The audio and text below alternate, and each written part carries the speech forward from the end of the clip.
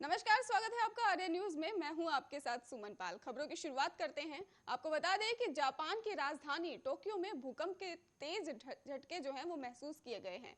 इसकी घटना के में आपको बता दें कि 30 से ज्यादा लोग घायल भी हो गए हैं।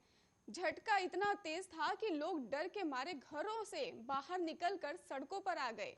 भूकंप के कारण आनन फानन की स्थिति बन गई। आपको ये भी बता दें कि देश में जानलेवा कोरोना वायरस लगातार बढ़ता ही जा रहा था, जिसके बाद आंकड़े अब कम हुए हैं। देश की राजधानी में आपको बता दें कि वहां भी कोरोना का असर देखने को मिला था। फिलहाल देश में पिछले 24 घंटों में कोरोना वायरस के 21,556 नए मामले सामने आ रहे हैं और वहीं 271 लोगों की मौत भी हो गई है।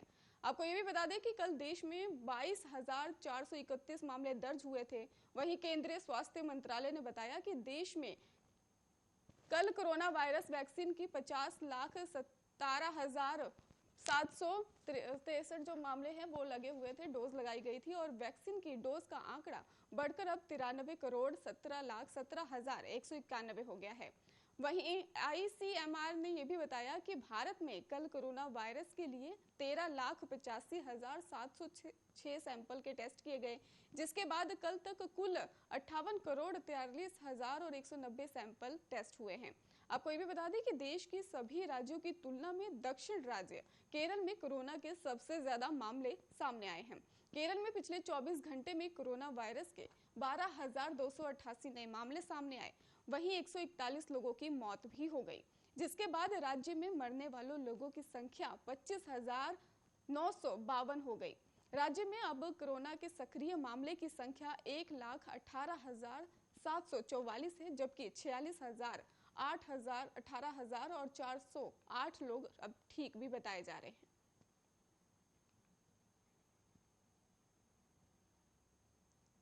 आयकर विभाग ने गुरुवार को अजीत पवार की 3 बहन, बेटे और उनसे संबंधित लोगों के कुल 40 निवासी को व्यावसायिक ठिकानों पर छापेमारी की है। इस कार्रवाई के बता दें सामने भी मामला आया है कि आयकर विभाग के मुताबिक 2 बिचौलियों ने ओबरॉय होटल में स्थायी कमरे बुक करा रखे थे, जहां अवैध लेन देन होता था। आयकर विभाग को करीब 1,000 करोड़ रुपए का ज्यादा लेन देन की जानकारी भी मिली है। इतना ही नहीं, आयकर विभाग की छापेमारी ने महाराष्ट्र की राजधानी को भी गरमा दिया है।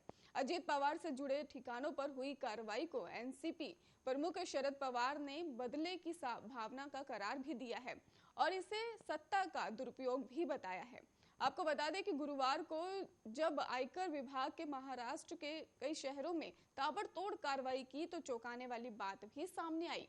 आयकर विभाग की ये कार्रवाई महाराष्ट्र के उप मुख्यमंत्री अजीत पवार के करीबियों के यहाँ हुई है।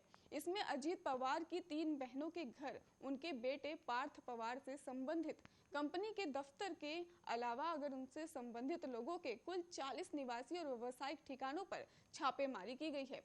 इतना ही नहीं, 23 सितंबर 2021 से महाराष्ट्र के कई इलाकों में आयकर विभाग ने एक सर्च ऑपरेशन को अंजाम दिया था, जिसमें कुछ दलाल, व्यापारी और अधिकारियों के घर सर्च किए गए थे। 6 महीने से प्राप्त हो रही गुप्त जानकारी के आधार पर छापेमारी करीब 25 घरों और 25 कार्यालयों पर की गई थी। वहीं इस मुद्दे को लेकर एनसीबी प्रमुख शरद पवार ने कहा, लखीमपुर खीरी में किसानों के साथ जो कुछ हुआ उसे लेकर महाराष्ट्र कैबिनेट ने निषेध प्रस्ताव पास किया है। इसके साथ ही उन्होंने ये भी कहा कि मैंने दिल्ली में सख्त प्रतिक्रिया दी है, शायद इसीलिए सत्ताधारी दल के किसी व्यक्ति को बुरा लगा होगा, इसलिए ऐसी कार्रवाई हो रही है। मैंने अजीत पवार का बयान सुना है। उन्होंने कहा कि अगर आयकर चोरी के संबंध में अगर आयकर विभाग ने कार्रवाई की है तो उन्हें वो करने का अधिकार है, लेकिन जिससे इनका संबंध नहीं है उनके घर पर भी छापेमारी की गई, ये सत्ता का दुरुपयोग है।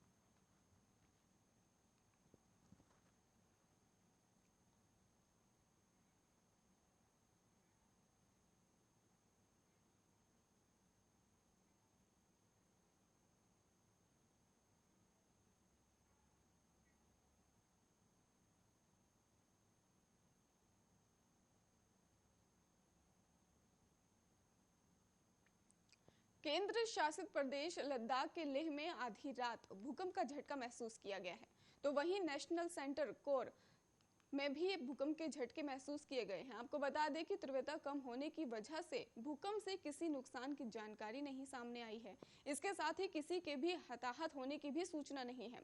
इसके अलावा देर रात म्यांमार में भी भूकंप का झटका महसूस किया गया है। इसका असर गुवाहाटी और में भी पड़ा है और वहां पे आपको बता दें कि हल्के झटके महसूस किए गए हैं। आपको बताते चले कि नेशनल सेंटर 4 में भी बताया गया है कि लद्दाख के लेह में आज 12:30 बजे भूकंप आया, जिसकी तीव्रता 3.8 रही। झटके के बाद कई लोग अपने घरों से बाहर भी निकल आए। वहीं कई लोगों के चेहरों पर आपको बताएं कि डर भी दिखाई दे रहा था। हालांकि राहत की बात यह रही कि प्राथमिक जानकारी के अनुसार किसी की भी जान नहीं गई है। रिक्टर पैमाने के पर बता दें कि 3.8 की तीव्रता ज्यादा शक्तिशाली नहीं मानी जाती है, जबकि 5.0 की तीव्रता से ज्यादा वाले भूकंप में नुकसान होने की भी आशंका सबसे ज्यादा रहती है। लेह के अलावा म्यांमार में भी भूकंप का झटका महसूस किया गया है और देर रात 11:58 पर भी भूकंप का झटका महसूस किया गया था।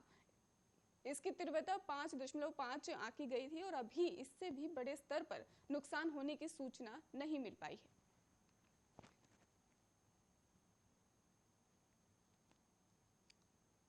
लखीमपुर में किसानों की मौत के मामले में बड़ा खुलासा हुआ है। जानकारी के मुताबिक जिस थार ने किसानों को कुचला था, आशीष मिश्रा उस थार में मौजूद नहीं था।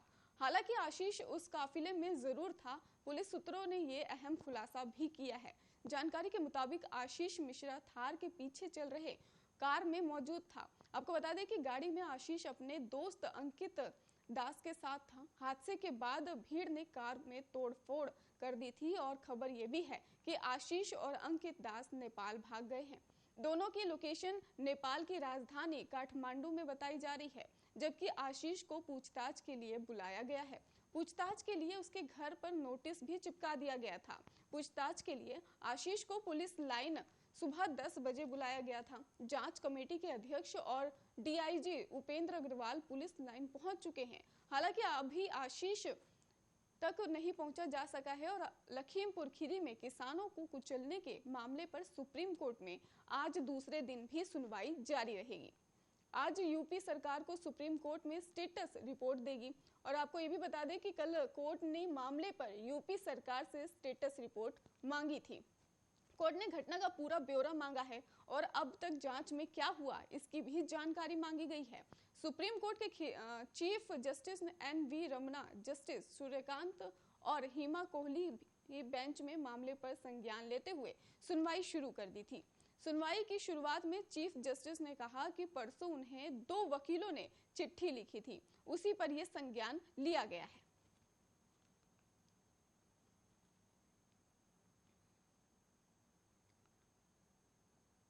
कर्नाटक के पूर्व मुख्यमंत्री बीएस येदियुरप्पा के करीबी उमेश के परिसरों समेत 50 स्थानों पर गुरुवार को इनकम टैक्स अधिकारियों ने छापेमारी की।